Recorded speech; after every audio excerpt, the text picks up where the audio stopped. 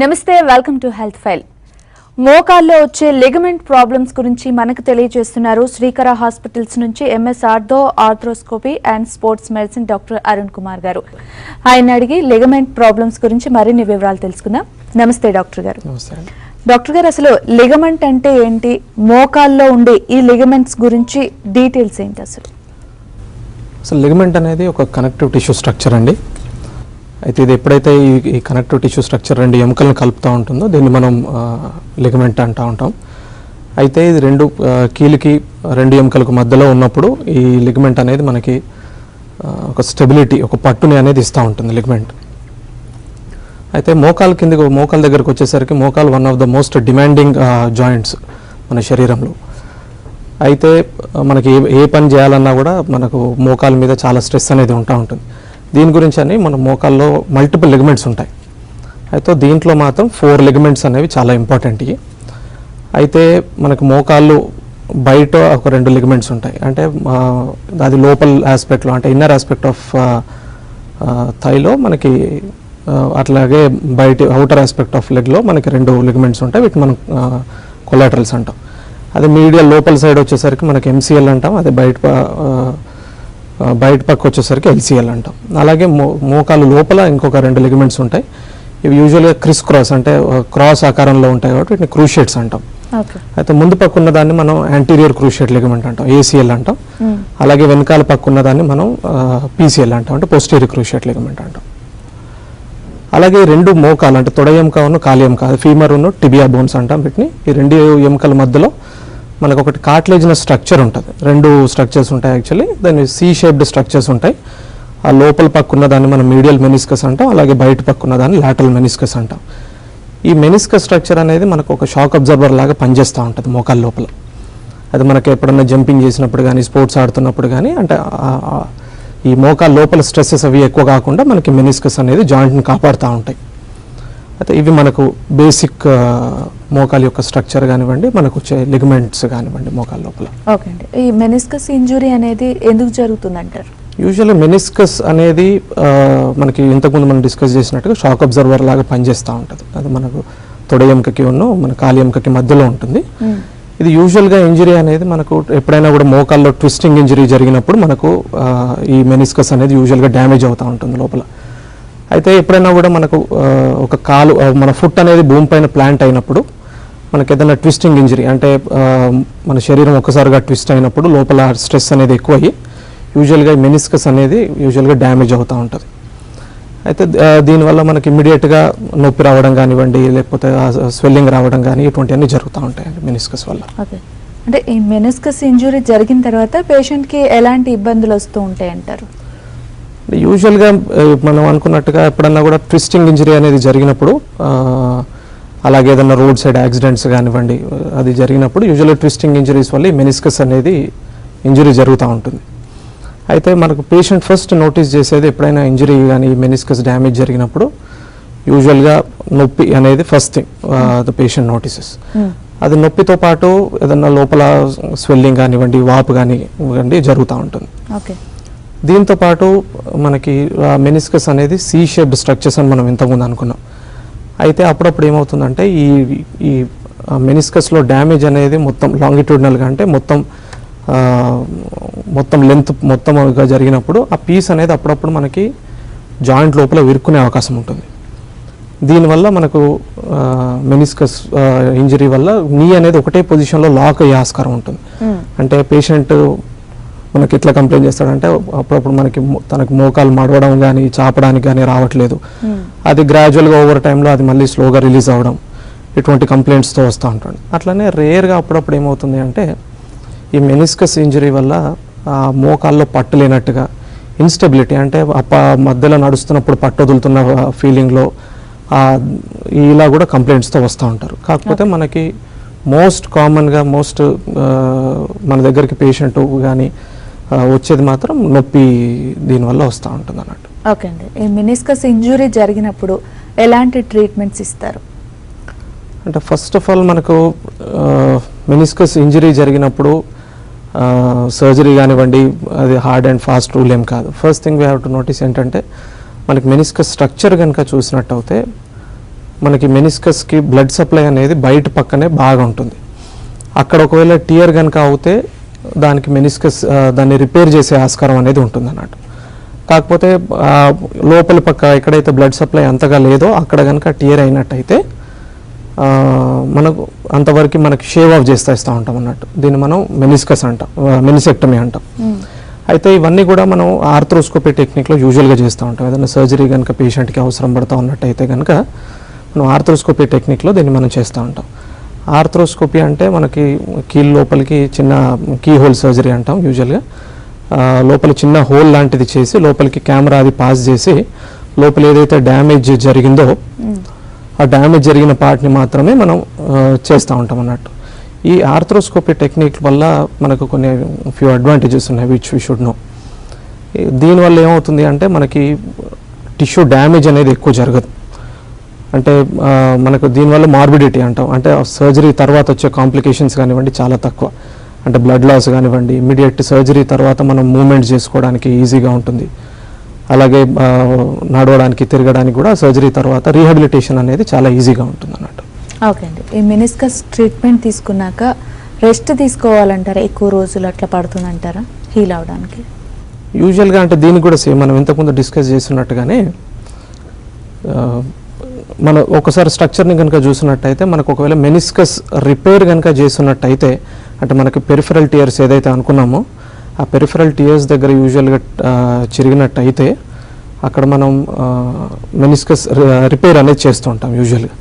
ఒకవేళ meniscus repair కనుక చేసినట్టయితే మనం ఏదైతే రిపేర్ చేస్తున్నామో అది హీల్ అవ్వడానికి కానివ్వండి మనం దానికి కొంచెం టైం అనేది ఇస్తూ ఉంటాం. యూజువల్గా ఒక 4 to 6 weeks మనం బరువు వేయడానికి అది కుదరకపోవచ్చు మనకు మెనిస్కస్ రిపేర్ కనుక చేసినట్టయితే. అదే మనకు సింపుల్ మెనిసెక్టమీ అంటాం. అప్పుడప్పుడు ఏంటంటే ఇన్నర్ సైడ్ టియర్స్ కానీ ఉన్నట్టయితే మనం సింపుల్గా దాన్ని షేవ్ ఆఫ్ చేసేస్తూ ఉంటాం. ఆ డ్యామేజ్ ఉన్న పార్ట్ వరకు తీసేసి try to balance it of. అక్కడ అది కనుక చేసినట్టయితే యాక్టివిటీ రెస్ట్రిక్షన్ అనేది యూజువల్గా ఉండదు. పేషెంట్కి పెయిన్ టాలరెన్స్ని బట్టి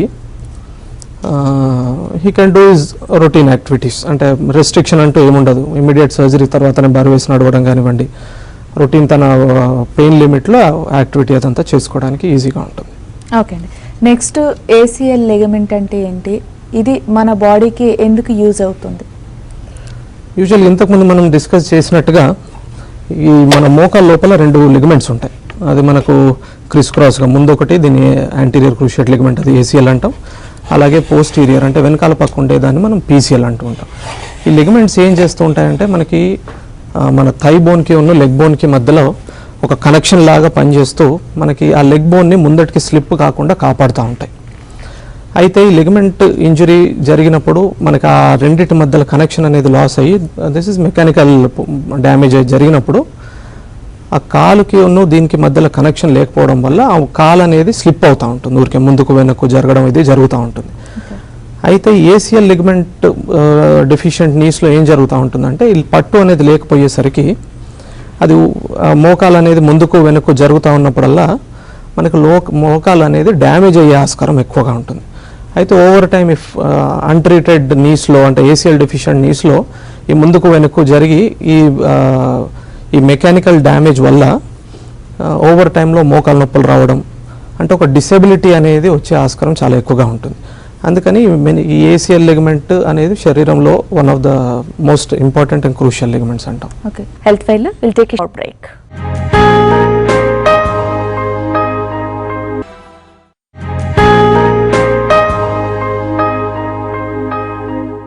welcome back to health file. Doctor, ACL ligament problems కావచ్చు, మెనిస్కస్ వాట్ ఎవర్ ఏదైనా కావచ్చు, ఇన్వెస్టిగేషన్స్ అనేవి ఏమేమి ఉంటాయి అసలు జనరల్గా? మనకి ఏసీఎల్ కానివ్వండి, మెనిస్కస్ ఇంజరీస్ కానివ్వండి, రెండిట్లో కూడాను మోస్ట్ ఆఫ్ ద టైమ్స్ మనకు ఈ డయాగ్నోసిస్ అనేది మన క్లినికల్ ఎగ్జామినేషన్ అంటే పేషెంట్ని ఒకసారి ఎగ్జామిన్ చేసిన తర్వాత most of the times we come to a diagnosis. అయితే మనకి ఇదంతా వచ్చినా కూడా మనకు కన్ఫర్మేషన్ కోసం అని చెప్పి we tend to do certain investigations. అయితే మోస్ట్ కామన్గా మనం చేసే ఇన్వెస్టిగేషన్ వచ్చేసి ఎక్స్రే అండి. అయితే మనకు అప్పుడప్పుడు ఏమవుతుంది అంటే యూజువల్గా ఈ ఎస్పెషల్లీ రోడ్ ట్రాఫిక్ యాక్సిడెంట్స్లో మనకి ఏసీఎల్ లిగమెంట్తో పాటు మనకి ఈ బోన్తో పాటు అప్పుడప్పుడు ఫ్రాక్చర్ అయ్యే అవకాశాలు ఉంటాయి. అయితే అలాగే మనకి ఇంకా వేరే లిగమెంట్స్ కానివ్వండి, ఇంకా ఎన్ని ఫ్రాక్చర్స్ కూడా, ఇవన్నీ కూడా we get to know on x-rays. అయితే ఫస్ట్ అండ్ ఫార్మోస్ట్గా మాత్రం ఎప్పుడైనా కూడా మనకి ఎక్స్రేనే మోస్ట్ వాల్యుబుల్ డయాగ్నోస్టిక్ టెస్ట్ అండి. కాకపోతే అప్పుడప్పుడు ఏమవుతుందంటే మనకి ఈ ఎక్స్రేస్లో మనకి బోన్ ఇంజరీ కానివ్వండి ఇంకేమీ లేనప్పుడు మనకి ఒక క్లియర్ కట్ డయాగ్నోసిస్కి రావాలనుకుంటే మాత్రం we have to go for an MRI scan. Okay. ఎంఆర్ఐలో ఏమవుతుంది అంటే మనకి లోపల ఉండే బోన్స్తో పాటు చుట్టుపక్కల ఉండే లిగమెంట్స్ కానివ్వండి, మజిల్స్ కానివ్వండి, ఇప్పుడు ఏసీఎల్, ఈ లిగమెంట్స్, ఇవన్నీ కూడా మనకు ఒక క్లియర్ కట్ ఒక ఐడియా అనేది వస్తూ ఉంటుంది. అందుకని చెప్పేసి మనం ఒక ఎంఆర్ఐ స్కాన్ అనేది యూజువల్గా చేయిస్తూ ఉంటాం. అయితే వీటన్నిటితో పాటు మనకి ఇంకా ఆర్థ్రోస్కోపీ అంటాం. ఇప్పుడు ఒకవేళ ఎంఆర్ఐలో కూడా మనకు డయాగ్నోసిస్ అనేది రీచ్ కాలేకపోతే వీ కెన్ డూ ఆర్థ్రోస్కోపీ అంటాం. మనం ఇంతకుముందు డిస్కస్ చేసినట్టుగానే ఆర్థ్రోస్కోపీ అంటే మనకు ఎండోస్కోపీ, లాప్రోస్కోపీ లాగా లోపల ఒక చిన్న హోల్ చేసి లోపల ఒక కెమెరా అది వేసి చూస్తూ ఉంటాం. చూసినప్పుడు ఏమవుతుందంటే లోపల మనకి ఏ లిగమెంట్ డ్యామేజ్ ఎంత ఉంది, దానికి ఏమైనా చేయాలా ఏంటి అనేది we get to know. This is ఇక మనకు కంటి ముందట మనం చూసి డయాగ్నోసిస్ అనేది రీచ్ అవుతూ ఉంటాం కాబట్టి this is 100% sensitive and specific test అన్నట్టు. ఓకేనండి. అండ్ ఈ లిగమెంట్ ఇంజురీకి ఎలాంటి ట్రీట్మెంట్ ఆప్షన్స్ ఉంటాయి? అంటే ఏ స్టేజ్లో సర్జరీ అనేది అవసరం, లేకపోతే లిగమెంట్ ఇంజురీ అయితే ఇక సర్జరీ అనేది మస్ట్ అండ్ షుడ్ అంటారు? మనం ఫస్ట్ ఏసీఎల్ ఇంజరీస్లో కానివ్వండి, మెనిస్కస్ ఇంజరీస్లో కానివ్వండి, మనం ఫస్ట్ గ్రహించాల్సింది ఏంటంటే వీటికి ఎవ్రీ మెనిస్కస్ ఇంజరీస్ కూడాను, మన ఏసీఎల్ ఇంజరీస్ కూడాను సర్జరీ అనేది మస్ట్ అండ్ షుడ్ అంటే కంపల్సరీ అనేది ఏం కాదు. ఓన్లీ థింగ్ మనం సర్జరీ ఎప్పుడు చేస్తామంటే పేషెంట్ బాగా సిమ్టమాటిక్ ఉన్నప్పుడు. సిమ్టమాటిక్ అంటే ఇప్పుడు ఏదైనా పని చేసినప్పుడు కానివ్వండి, పేషెంట్కి ఇన్స్టెబిలిటీ అంటే ఈ మోకాల్లో పట్టు లేకపోవడం, ఏదైనా డిమాండింగ్ యాక్టివిటీ చేసినప్పుడు కాల్లో పట్టు వదులుతున్నప్పుడు కానివ్వండి, లేకపోతే రికరెంట్గా పెయిన్ వస్తుండడం, మళ్ళీ మళ్ళీ నొప్పి వస్తూ ఉండడం కానివ్వండి, ఇవన్నీ జరుగుతూ ఉన్నప్పుడు మనం ఒక యంగ్ డిమాండింగ్ పేషెంట్లో మాత్రం సర్జరీ అనేది మనం అడ్వైజ్ చేస్తూ ఉంటాం. కాకపోతే మోస్ట్ ఆఫ్ ద టైమ్స్ ఏం చేస్తారంటే ఆఫ్టర్ మిడిల్ ఏజ్ ఎస్పెషల్లీ ఒక 40-45 ఇయర్స్ తర్వాత మోస్ట్ ఆఫ్ దెమ్ ఈ లిగమెంట్ ఇంజరీ ఉన్న వాళ్ళు కూడా వాళ్ళ లైఫ్ స్టైల్ని యూజువల్గా చేంజ్ చేసుకుంటూ ఉంటారు. అంటే కొంచెం డిమాండింగ్ యాక్టివిటీస్కు దూరంగా ఉండడం, కొంచెం నొప్పి రాకుండా చూసుకోవడం, లేకపోతే ఇన్స్టెబిలిటీ ఏదైనా పర్టికులర్ వర్క్లో వస్తూ ఉంది అంటే ఆ వర్క్ అనేది యూజువల్గా కొంచెం అవాయిడ్ చేసుకోవడం, ఇటువంటి యాక్టివిటీస్ అన్నీ కొంచెం అవాయిడ్ చేసుకుంటా కొంచెం జాగ్రత్తగా ఉంటూ ఉంటారు ఆఫ్టర్ అట్లీస్ట్ మిడిల్ ఏజ్లో. ఇటువంటి వాళ్ళకు యూజువల్గా ఈ సర్జరీస్ ఇవన్నీ కూడా అడ్వైస్ చేయమండి. ఆఫ్టర్ మిడిల్ ఏజ్ ఏంటంటే మళ్ళీ ఒక డిమాండింగ్ ఇండివిజువల్ ఉన్నాడు అంటే for example is into sports, recreational sports కానివ్వండి, బ్యాడ్మింటన్ ఆడడం ఇష్టపడతారు కొందరు, టెన్నిస్ ఆడడం ఇష్టపడుతూ ఉంటారు. ఇట్లా రిక్రియేషనల్ యాక్టివిటీస్లో ఇంట్రెస్ట్ ఉన్న వాళ్ళు మాత్రం వాళ్ళకి ఈ ఏసీఎల్ సర్జరీస్ కానివ్వండి, మెనిస్కల్ సర్జరీస్ కానివ్వండి, ఇవన్నీ యూజువల్గా అడ్వైస్ చేస్తూ ఉంటాం. ఓకే అండి. ఈ లిగమెంట్ ప్రాబ్లమ్స్కి సర్జరీస్ అనేది ఎలా చేస్తారు? మెనీ ఆఫ్ ద సర్జరీస్లో 90% సక్సెస్ అయితే 10% లేకపోతే 5% ఫెయిల్ అయిన సందర్భాలు కూడా ఉంటాయి. మరి ఈ లిగమెంట్ సర్జరీస్లో కూడా అలాంటి ఛాన్సెస్ ఏమైనా ఉన్నాయంటారా? యూజువల్గా ఫస్ట్ మనం తెలుసుకోవాల్సింది ఏంటంటే ఇది ఇస్ క్వైట్ సేఫ్ సర్జరీ అండి. మళ్ళీ సక్సెస్ రేట్ కూడా ఈజ్ వెరీ హై. అయితే మనం దీంట్లోకి సర్జరీ పరంగా వస్తే మనం ఏం చేస్తామంటే యూజువల్గా మనం ఇంతకుముందు డిస్కస్ చేసినట్టుగానే ఆర్థ్రోస్కోపీలో చేస్తాం. ఆర్థ్రోస్కోపీ అంటే కీ హోల్ సర్జరీలో మనకు మోకాల చుట్టూ కూడా చిన్న చిన్న హోల్స్ కానీ ఘాట్లు కానీ పెట్టేసి లోపల కెమెరా ఇన్స్ట్రుమెంట్స్ అవి పాస్ చేసుకుంటూ యూజువల్గా ఈ సర్జరీ అనేది చేస్తూ ఉంటాం. వాట్ వి డూ ఈజ్ మనకు యూజువల్గా ఈ ఏసీఎల్ లిగమెంట్ అనే దానికి హీలింగ్ పొటెన్షియల్ అనేది చాలా తక్కువ. అంటే మనం దాన్ని స్టిచ్ చేస్తేనో కానీ చిరిగిపోయింది మళ్ళీ అతుక్కునే శక్తి ఉండదు. అయితే మనం ఏం చేస్తామంటే ఈ మన థైలో ఇన్నర్ ఆస్పెక్ట్లో మన హ్యామ్స్ట్రింగ్ మజిల్స్ ఉంటాయి. అలాగే మనకి ఇంకా వేరే టెండన్స్ కూడా తీసుకుంటాం. అంటే మోకాళ్ళు పటెల్లార్ టెండన్ అంటాము. అట్లానే ఇంకా శరీరంలో ఇంకా వేరే వేరే పార్ట్స్ నుండి మనకు ఆ టెండన్స్ అనేవి తీసుకుంటాం. తీసుకొని దాన్ని మనం లిగమెంట్ లాగా కన్వర్ట్ చేసి మనకి ఈ థై బోన్లో ఒక చిన్న టనల్ చేస్తాం, అంటే చిన్న హోల్ లాగా చేస్తాం. అలాగే ఈ లెగ్ బోన్లో కూడా చిన్న హోల్ లాగా చేస్తాం అన్నట్టు. ఈ హోల్ లాగా చేసి ఈ లిగమెంట్ అనేది దానిలోంచి మనం పాస్ చేస్తాం. పాస్ చేసి దాన్ని వేరియస్ ఇంప్లాంట్స్ అంటే పైన స్క్రూస్ కానివ్వండి, బటన్స్ కానివ్వండి, లేకపోతే మామూలు స్క్రూస్ లాంటి వాటితోటి దాన్ని పైన ఉన్న కింద మనం దాన్ని ఫిక్స్ చేస్తాం.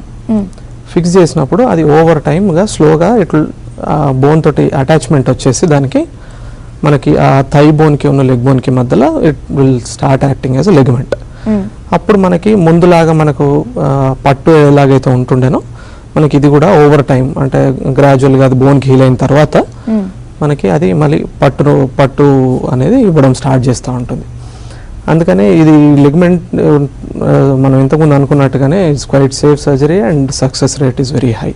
ఓకే, స్పోర్ట్స్ మెడిసిన్లో స్పెషలిస్ట్ అన్నారు కదా, స్పోర్ట్స్ ఇంజురీస్ అయినప్పుడు ఎలాంటి ట్రీట్మెంట్స్ ఉంటాయి? అంటే యూజువల్గా మనకి స్పోర్ట్స్ ఇంజరీస్ అయినప్పుడు అంటే మనకి మన ప్లేస్ ఆఫ్ ఇంజరీ అండి యూజువల్గా మనకు అసోసియేట్ అయ్యేది. అంటే ఓన్లీ లెగ్సే కాకుండా బాడీలో ఏ పార్ట్ అయినా? బాడీలో మనకి ఇంకా మోస్ట్ ఇంపార్టెంట్గా మనకి స్పోర్ట్స్ ఇంజరీస్ కానివ్వండి, ఈ లిగమెంట్ ఇంజరీస్ కానీ మనకు ఎఫెక్ట్ అయ్యేది యూజువల్గా మనకి షోల్డర్ జాయింట్ అండి. షోల్డర్ జాయింట్ వచ్చేసి షోల్డర్లో మనకి is one of the most mobile joints. అంటే అన్నిటికంటే కూడా ఎక్కువ మూమెంట్ ఎక్కువగా వాడే జాయింట్ మనకి షోల్డర్ జాయింట్. దీనివల్ల మనకి shoulder joint is very prone to injuries అంట. అందుకని ఎప్పుడైనా కూడా మనకి దెబ్బ తగిలినా కూడా ఏ ఇంజరీ అయినా కూడా మనకి షోల్డర్ డిస్లోకేట్ అవ్వడం దగ్గర నుండి లోపల షోల్డర్ చుట్టూ ఉన్న మజిల్ టియర్స్ దగ్గర నుండి అంటే వేరియస్ ప్రాబ్లమ్స్ అనేవి మనకు వస్తూ ఉంటాయండి షోల్డర్ జాయింట్లో. అందుకనే ఈ shoulder joint is also quite important for sports. నీ ప్రాబ్లమ్స్ ఎక్కువ వస్తుంటాయి మళ్ళీ మనకి సేమ్ ఇది అంటే ఇంతకుముందు మనం అనుకున్నట్టుగా నీ జాయింట్ అనేది మనకు one of the most demanding joints శరీరంలో. మనకి ఏదైనా రన్నింగ్ కానివ్వండి, డ్యాన్స్ కానివ్వండి, రిక్రియేషనల్ స్పోర్ట్స్ కానివ్వండి, ఏది చేసినా కూడా మనకి హైయెస్ట్ డిమాండ్ మనకి నీ జాయింట్స్ మీదే ఉండేది. అందుకే మోస్ట్ కామన్లీ మనకు ఈ స్పోర్ట్స్ కానివ్వండి ఏదైనా కూడా మనకు మోకాళ్ళు నొప్పులతోనే యూజువల్గా మనకు పేషెంట్స్ అనేది వస్తూ ఉంటారు మన దగ్గరికి. ఓకే, అంటే నెక్స్ట్ ఈ లిగమెంట్స్ ప్రాబ్లమ్కి సంబంధించి ఈ గ్రాఫ్ట్ అనేది తీసినప్పుడు ఏమైనా ప్రాబ్లమ్స్ కానీ ఎదురవుతాయి అంటారా? ఇది చాలా ఇంపార్టెంట్ క్వశ్చన్ అండి, చాలా మందికి వచ్చే డౌట్ అది. అయితే మనకు వేరే ఫస్ట్ మనం ఒకసారి గ్రాఫ్ట్స్ గురించి తెలుసుకున్నట్టయితే కనుక ఇంతకుముందు మనం డిస్కస్ చేసినట్టుగా మోస్ట్ కామన్గా తీసేది మాత్రం మన హ్యామ్స్ట్రింగ్ గ్రాఫ్ట్ అండి. మనకంటే ఇన్నర్ ఆస్పెక్ట్ ఆఫ్ థైలోంచి మనం ఆ గ్రాఫ్ట్ అనేది తీసుకుంటూ ఉంటాం. ఇది మోస్ట్ కామన్గా వాడే గ్రాఫ్ట్. అయితే ఈ గ్రాఫ్ట్ తీసినంతలో మనకి యూజువల్గా ఏ కాంప్లికేషన్స్ అనేవి రావు. ఇన్నవే మనం చెప్పాలనుకుంటే యూజువల్గా గ్రాఫ్ట్ తీసిన తర్వాత ఓవర్ టైమ్గా ఇది గ్రాఫ్ట్ అనేది కూడా టు అన్ ఎక్స్టెంట్ మళ్ళీ రీజనరేట్ అయ్యే ఆస్కారం కూడా ఉంటుంది. అంటే సీక్వెన్షియల్ ఎంఆర్ఐస్ కానీ ఇవన్నీ చూసినట్టయితే ఓవర్ టైం అంటే ఫ్యూ ఇయర్స్ తర్వాత టు అన్ ఎక్స్టెంట్ అది మళ్ళీ రీజనరేట్ అయ్యే ఛాన్స్ కూడా ఉంటుంది. అలాగే అప్పుడప్పుడు మనం ఇంకొకటి కామన్ ఫ్రీక్వెంట్గా వాడే గ్రాఫ్ట్ ఏంటంటే పటెలార్ గ్రాఫ్ట్ అంటాం. అంటే మోకాలు చిప్ప దగ్గర నుండి కింది పక్క నుండి మనం ఒక గ్రాఫ్ట్ అంటే మజిల్ బోన్తో పాటు దాని గ్రాఫ్ట్ అనేది తీసుకుంటూ ఉంటాం. ఇదేంటంటే ఇది చాలా మంచి గ్రాఫ్ట్ యాక్చువల్గా. ఇది మనకు యూజువల్గా రివిజన్స్ అంటే మళ్ళీ తర్వాత గ్రాఫ్ చేసే వాళ్ళకి కానివ్వండి, లేదంటే యూజువల్గా హై డిమాండ్ ఇండివిజువల్స్ అంటే స్పోర్ట్స్లో బాగా యాక్టివ్గా ఉన్న వాళ్ళకి కానివ్వండి, దీనికి ఏమవుతుందంటే మనకు ఆ బోన్ అటాచ్డ్ ఉండడం వల్ల మనకు ఆ బోన్ టు బోన్ యూనియన్ అనేది మంచిగా వస్తుంది దీంట్లో. అందుకని చెప్పేసి ఇది కూడా ఒక మంచి గ్రాఫ్ట్. అయితే మనకు ఈ హ్యామ్స్ట్రింగ్ గ్రాఫ్ట్స్ కానివ్వండి లేకపోతే ఈ పటెలార్ గ్రాఫ్ట్ కానివ్వండి మేజర్గా భయపడాల్సిన కాంప్లికేషన్స్ అయితే యూజువల్గా ఏమీ ఉండవు. అంటే ఏ స్టేజ్లో ఈ గ్రాఫ్ట్స్ అనేవి తీస్తారు? అంటే యూజువల్గా అంటే ఈ ఏసీఎల్ అనేదే కాకుండా మనకి ఎనీ లిగమెంట్ రీకన్స్ట్రక్షన్లో కూడా మనం ఈ గ్రాఫ్ట్ అనేది యూజువల్గా వాడుతూ ఉంటాం. బీట్ మనకి మోకాలకు వచ్చేసరికి అయితే మనకి ఎంసీఎల్ కానివ్వండి, ఎల్సీఎల్ రీకన్స్ట్రక్షన్ చేసినప్పుడు కానివ్వండి, మనకి అదే పీసీఎల్ రీకన్స్ట్రక్షన్ చేసినా కూడా మనకి గ్రాఫ్ట్స్ అనేది కూడా చాలా ఇంపార్టెంట్గా ఉంటుంది. ఈ గ్రాఫ్ట్ గురించి మనం ఇంకొకటి తెలుసుకోవాల్సింది ఏంటంటే మనకి గ్రాఫ్ట్స్ అనేవి కూడా 2 టైప్స్లో ఉంటాయండి యూజువల్గా.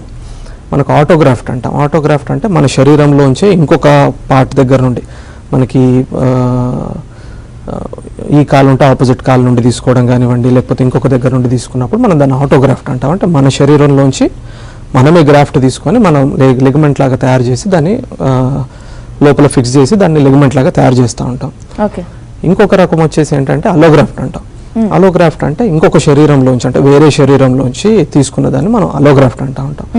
మనకి ఈ ట్రాన్స్ప్లాంట్స్ ఏవైతే ఉన్నాయో, కిడ్నీ ట్రాన్స్ప్లాంట్స్ కానివ్వండి, లివర్ ట్రాన్స్ప్లాంట్స్ కానివ్వండి, ఇవన్నీ ఇంకొక శరీరంలోంచి తీసుకున్నట్టుగానే మనకి ఈ లిగమెంట్ కూడా మనం ఇంకొక శరీరంలోంచి మనం గ్రాఫ్ట్ అనేది మనం అప్పుడప్పుడు సేకరించాల్సిన అవసరం పడవచ్చు. ఎందుకంటే అప్పుడప్పుడు ఇప్పుడున్న ఈ రోడ్ ట్రాఫిక్ యాక్సిడెంట్స్లో మల్టిపుల్ లిగమెంట్ ఇంజరీస్ ఉండొచ్చు అప్పుడప్పుడు.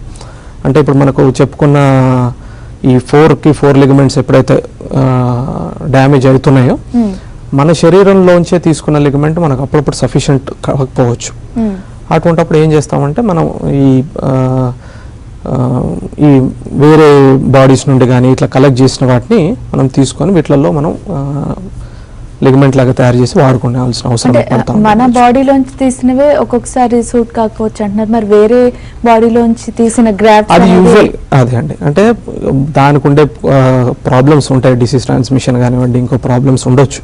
బట్ ఇట్ ఈస్ వెరీ అంటే కరెక్ట్గా ప్రాసెస్ చేసిన గ్రాఫ్ట్స్ అన్నిటి కూడా complication rate is very very low. కాకపోతే మనం ఎప్పుడు వాడతామంటే దిస్ ఈస్ అబ్సల్యూట్లీ నెసెసరీ అనుకున్నప్పుడు మాత్రమే we try to procure this grafts. Donors ఉంటారా అట్లా గ్రాఫ్ట్స్? డోనర్స్ అంటే యూజువల్ కడవరిక్ గ్రాఫ్ట్స్ ఇవన్నీ ఉంటాయి కదా, అట్లనే దాంతో పాటు ఇవన్నీ ప్రాసెస్ చేసి మనకి ఇవన్నీ టిష్యూ బ్యాంక్స్ ఇవన్నీ ఉంటాయి. ఆ టిష్యూ బ్యాంక్స్ నుండి we try to process the graft and we collect and we use it in reconstructive surgeries అన్నట్టు. ఓకేనండి, థ్యాంక్ యూ సో మచ్ అండి అరుణ్ గారు. సో చూసారు కదా, లిగమెంట్ ప్రాబ్లమ్స్ వల్ల ప్రాబ్లమ్స్ ఫేస్ చేసే వారికి శ్రీకారాలో ఎలాంటి ట్రీట్మెంట్స్ అందుబాటులో ఉన్నాయో, చికిత్సా విధానాలు ఏంటో డాక్టర్ అరుణ్ గారి మాటలో విన్నాం కదా. ఇది ఇవాల్టి హెల్త్ ఫైల్. మరో ఎపిసోడ్లో మళ్ళీ కలుద్దాం. నమస్తే.